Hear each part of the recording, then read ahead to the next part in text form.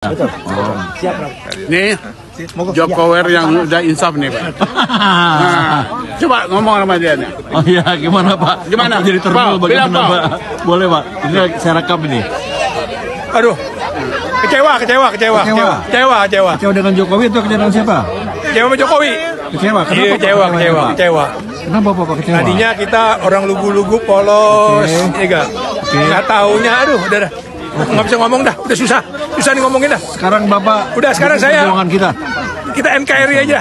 Masya Allah, ya. Ya NKRI aja kita udah. Pak, nama Bapak Pak, mohon maaf. Harry Maxi Taxi. Pak Heri masih Iya. Ada yang nggak kenal Harry Maxi Taxi? di Sydney. Di Sydney. Luar Dulu biasa. saingan saya nih, musuh saya nih. Ini Prabowo, ini Jokowi. Oke, Ini dulu nih. sekarang kita semua Sekarang Prabowo. saudara. Ya. Bukan Sekarang- Prabowo, iya kan? Iya enggak? Nah, Sekarang udah Pak Husni. nama ini yang namanya Papau. Ini enggak udah. luar biasa. Nggak ada yang kenal Pak Roy, Papau. ini udah banyak yang sadar ini Pak. Iya, udah bersatu. Luar Jadi biasa. kalau tadi digambarkan di wayang itu tadi udah.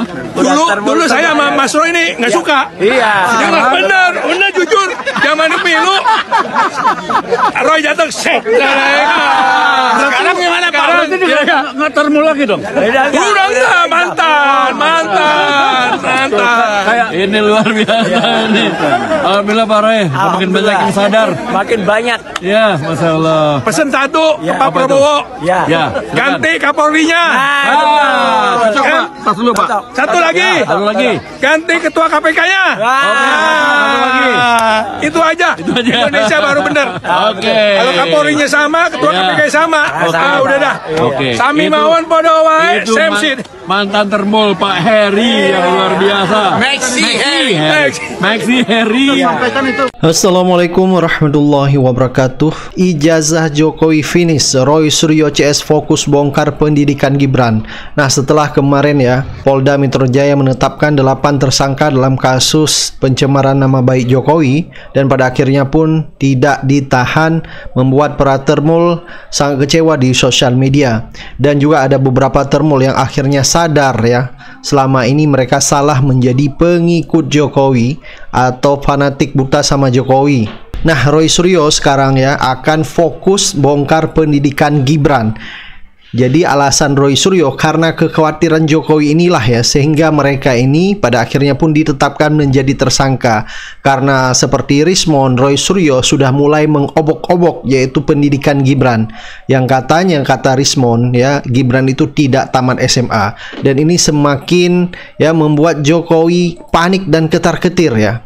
Bisa-bisa ini akan mengancam status Gibran sebagai wakil presiden yang sebelumnya oleh Forum Purnawirawan TNI yaitu mengajukan kepada DPR supaya Gibran ini dimakzulkan. Bahkan ya, Rismon Sianipar sudah memberikan buku Gibran Endgame. Jadi Wapres tak lulus SMA. Buku tersebut antara lain mengupas riwayat pendidikan Gibran yang kacau di Singapura, Australia, dan di Indonesia. Bukan hanya itu saja ya, kata Ikrar Nusa Bakti, Rismon sedang menyiapkan buku berjudul The Dark Life of Joko Widodo.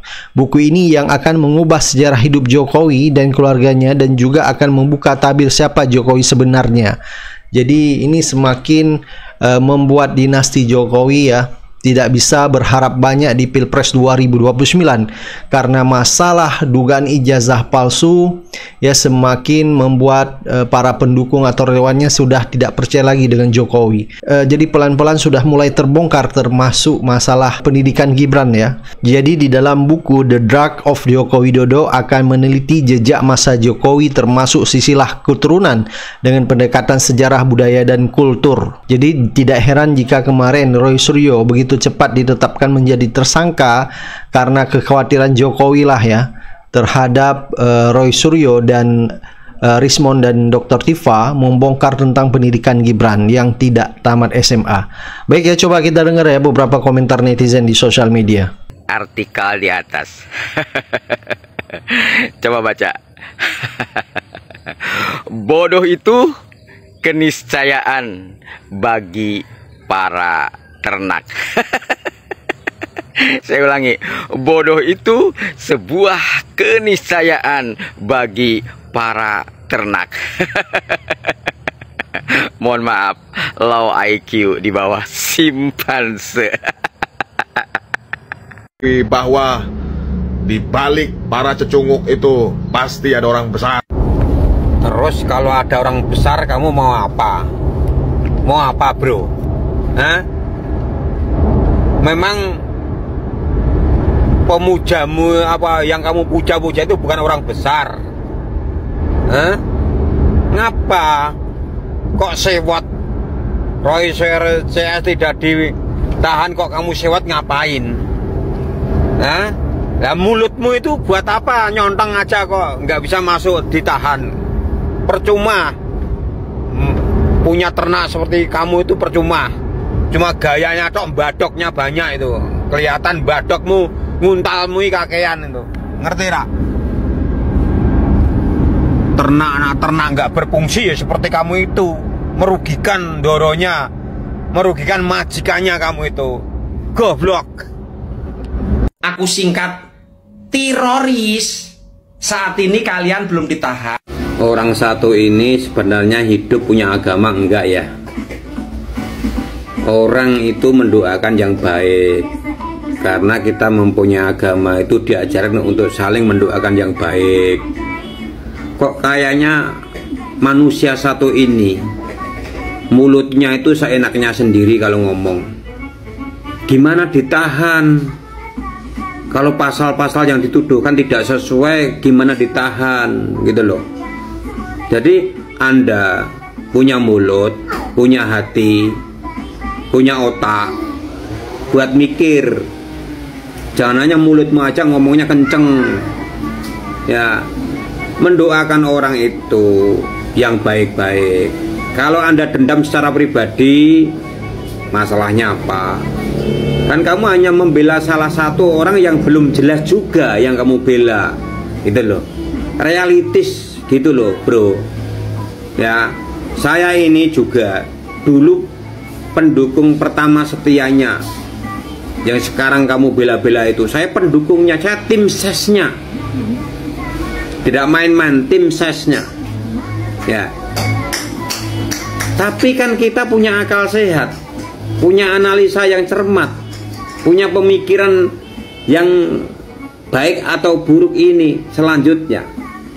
Jadi jangan membabi buta seperti kamu itu yang tidak punya pikiran, punya hati, punya otak. Kalau kamu punya agama, mendoakan orang jelek itu sudah berdosa. Doakan yang baik. Kita nilai itu yang logik aja, yang biasa-biasa aja. Kalau dia salah ya biar ditahan, kalau dia tidak salah ya biar dilepas, gitu loh. Jadi kita nilai orang yang di media sosial harus objektif. Jangan tidak objektif. Jangan karena termul, ya, karena ternaknya, karena Anda makan dari situ, karena Anda kenal keluarganya. Enggak, saya ini juga dekat. Dari rumah saya itu hanya 15 menit. Paham? Bro. Jadi mulutmu jangan hanya bisa ngomong. Jangan bangga kalau orang lain sengsara. Pada saatnya kamu nanti juga akan dihujat orang. Orang yang tidak pernah menghujat orang aja dihujat, apalagi yang sering menghujat. Gitu loh, bro. Nah, mulutmu itu dijaga. Rasa pemikiran otakmu dijaga. Kalau dia nggak salah ngapain ditahan? Bodoh amat. Ya, penegak hukumnya. Terima kasih. Jadi infonya kemarin si Budi Ari katakan para termul itu menghadap Jokowi gitu kan. Terus mereka bilang kalau misalkan Jokowi memperlihatkan ijazah dia gitu.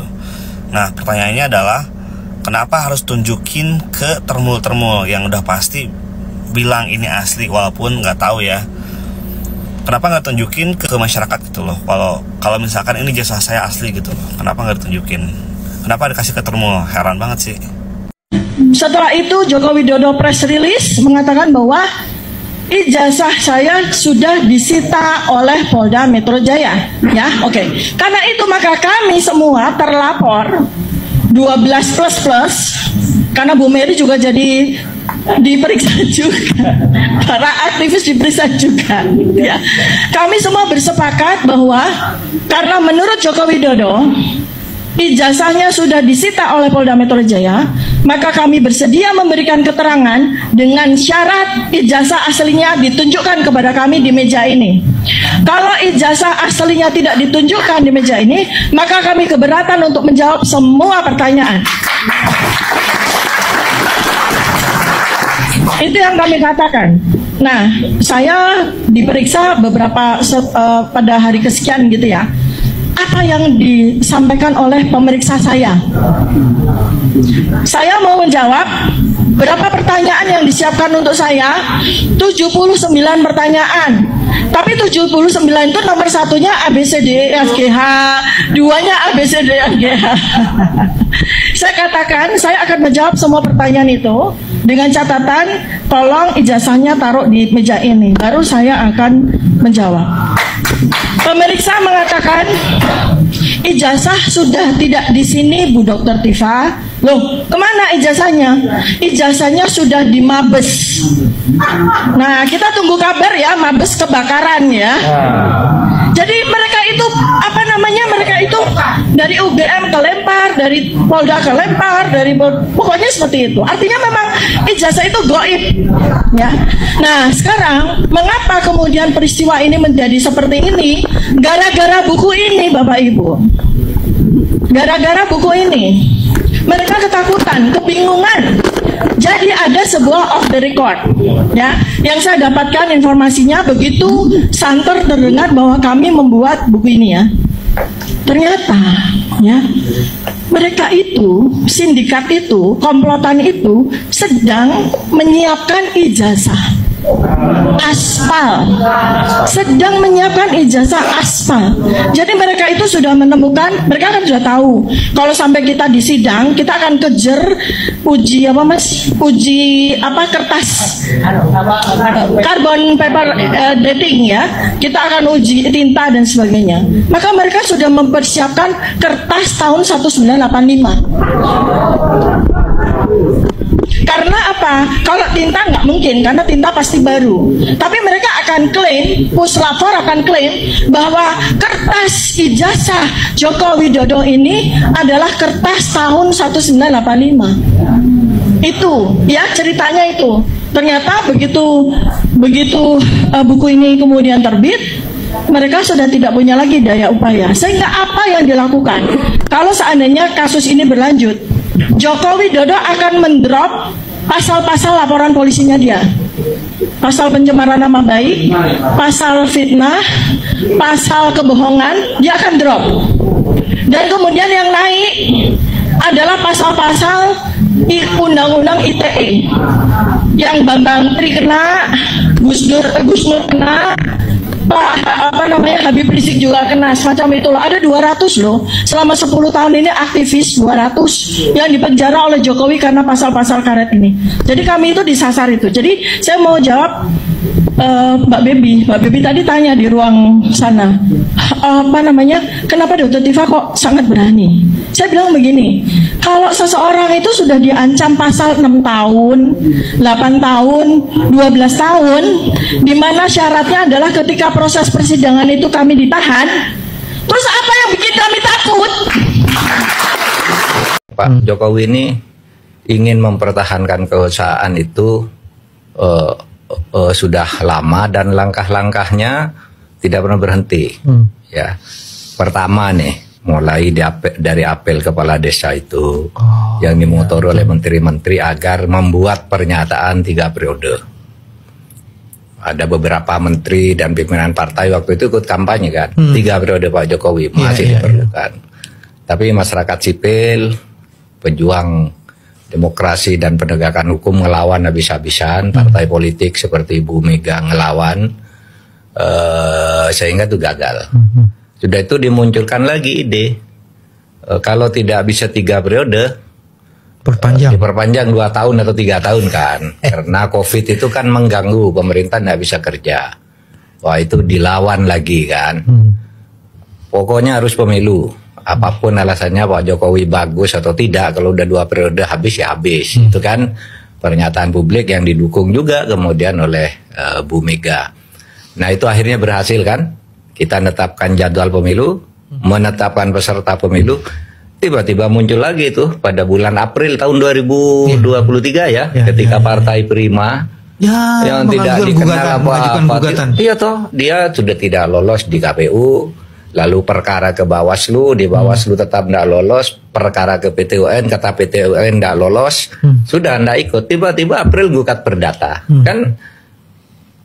Ini pasti rekayasa besar, ya kan? Masa orang tidak tahu bahwa masalah pemilu kok dibawa ke pengadilan perdata? Semua orang tahu, hakimnya bodoh juga. Saya harus katakan, hakimnya ini bodoh atau pura-pura bodoh karena sesuatu. Kan tidak mungkin pemilu kok diadili perdata. Dan itu tiba-tiba kapan gugatnya Partai Prima tuh seperti apa kekuatannya gitu, tiba-tiba menang kan? Yang isinya itu bukan hanya mengabulkan permohonan perdata, tapi meminta KPU menunda keseluruhan proses pemilu. Bayangkan nih, udah bulan April tahun 2023, kan konyol banget tuh. Sudah kurang 10 bulan kan pemilu waktu itu. Wah, rame se-Indonesia gitu.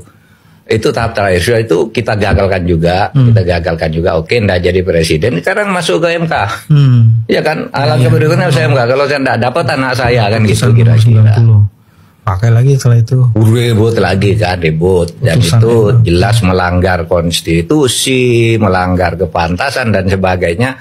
Tapi kan ada dalil dalam hukum itu, apa yang putuskan oleh hakim itu mengikat, ya kan, meskipun Gibran salah, ya mengikat. Konstitusi mengatakan putusan MK final dan mengikat meskipun itu salah kan gitu. Nah kalau salah kok mengikat, ya hakimnya dong yang ditindak, terbukti kan, hakimnya, ketuanya harus berhenti, terbukti melanggar tuh. Di semua proses itu Bang Mahfud ada yang menarik, hukum, penegakan hukum dan badan hukum menjadi instrumen dari kekuasaan. Iya itulah, makanya saya katakan ini udah busuk semua, sudah dibusukkan semua. Karena sesudah itu, sudah Gibran enak muncul lagi tiba-tiba di MA kan, yang Kaisang ingin masuk, dan itu untuk Kaisang aja kan. Sesudah itu yang menyatakan mau calon kan hanya Kaisang, iya kan? Saya siap menghadapi Ridwan Kamil, saya siap menghadapi Anies, saya mau ikut, kan gitu dia. Sesudah ada putusan itu, kan jelas ini permainan. Nah di sini rakyat udah marah kan, MK lalu meluruskan. Dengan putusan tanggal 20 tuh ya 20 ya. Betul. Meluruskan itu enggak benar, Kaisang enggak boleh kira-kira gitu. Menurut konstitusi sudah benar undang-undangnya. Kemudian partai yang dikatakan partai politik peserta pemilu itu punya kursi atau tidak punya kursi sama asal bergabung dalam kesetaraan angka, kan gitu. Nah, ini yang gila lagi rekayasanya kan, begitu putusan itu ada. Sorenya itu Menkumham kan dipanggil oleh presiden. Ya, pagi putusan jam 10, sore menghadap. Tahu-tahu besok apa? Balik mengundang untuk perubahan undang-undang pilkada. Nah, tahu enggak Mas Bambang, undang-undang pilkada yang ada itu kan dikatakan yang tanggal 20 Januari 2024. Bulan Januari 2024 hanya presiden sudah mengajukan perubahan. Lah itu bohongnya 2. Undang-undang 2 tahun bulan Januari 2024. Kok dimnya soal putusan nggak mungkin. MK? Nggak mungkin dong. Nggak mungkin. Dimnya kok putusan MA dan MK? Belum ada pada saat. Belum ada. Ya, putusan MK baru 2 hari, putusan MA-nya baru beberapa minggu lalu, ya kan? Lu kok 20 dikeluarkan lagi udah mati. Padahal saya tahu yang 20 tuh begini. Yang 2024 tuh sebuah RUU, memang presiden mengajukan DIM RUU yang isinya itu usul mengajukan pilkada dari November ke September. Ya itu kan. Maksudnya apa? Biar pilkada itu tetap di bawah kendali Pak Jokowi kan gitu. Lalu diuji ini, rencana ini diuji oleh anak UI ke MK. Yang diuji pasalnya itu, pasal bulan November tuh boleh digeser, enggak boleh kata MK mengatakan tidak boleh. Enggak boleh. Lalu RUU ini kan masuk kota ada. Tiba-tiba dikeluarkan sekarang.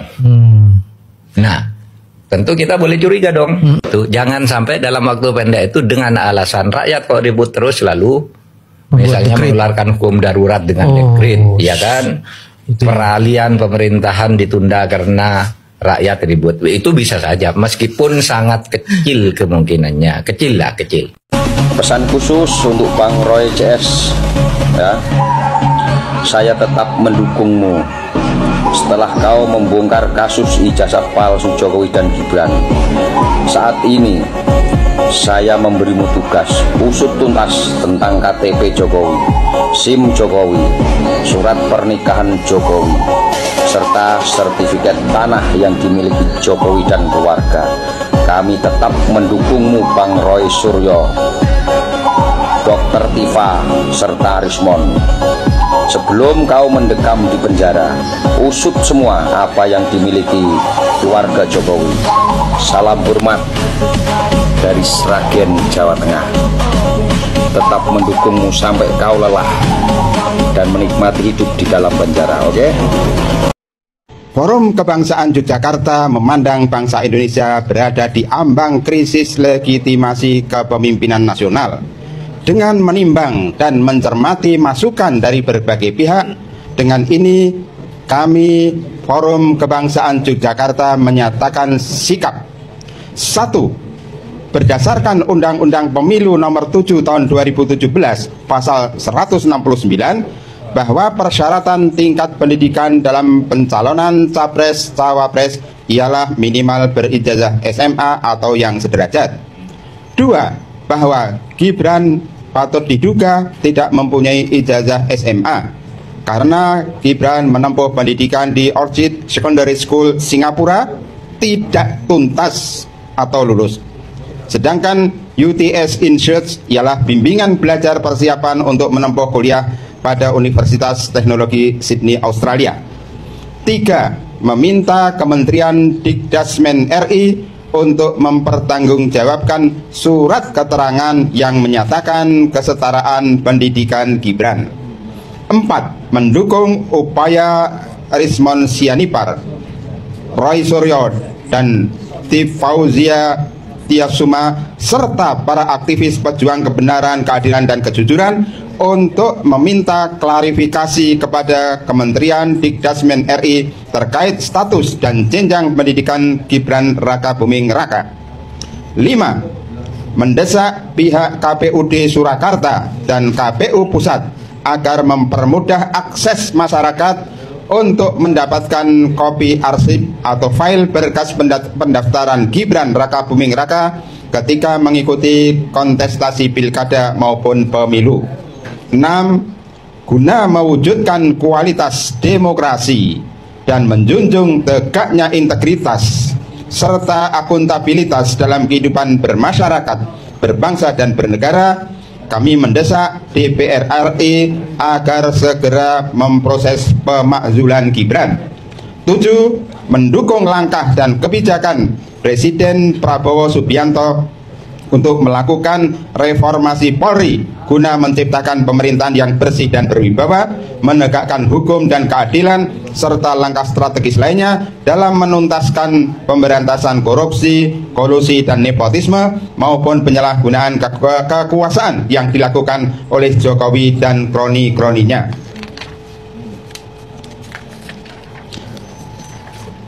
Demikian pernyataan sikap ini dibuat untuk menjunjung tinggi keadaban, kebenaran, dan keadilan serta menegakkan martabat kehidupan berbangsa dan bernegara.